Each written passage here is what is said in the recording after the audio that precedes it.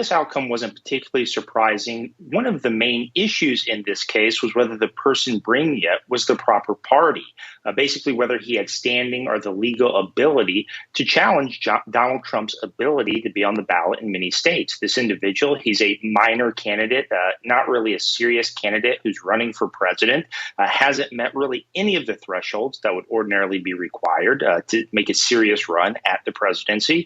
And so what a lower federal court had previously held is that this individual wasn't the appropriate party to bring a challenge. He didn't have legal standing or the legal ability to bring the challenge. And so the Supreme Court essentially denied to hear the case, left that lower court ruling in place. And I don't think that this outcome was particularly surprising for anyone who's been watching this case or following what's happening.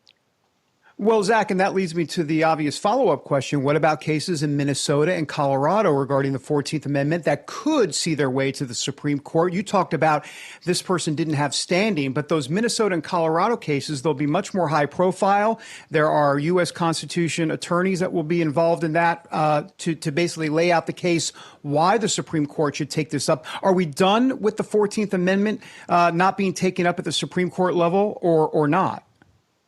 No, I doubt we're done with it.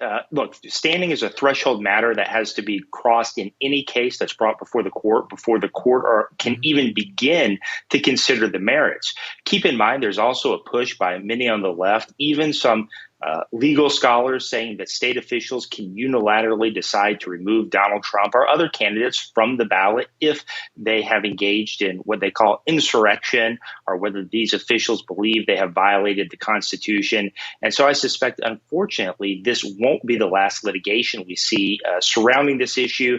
And one of these cases may very well make its way back to the Supreme Court.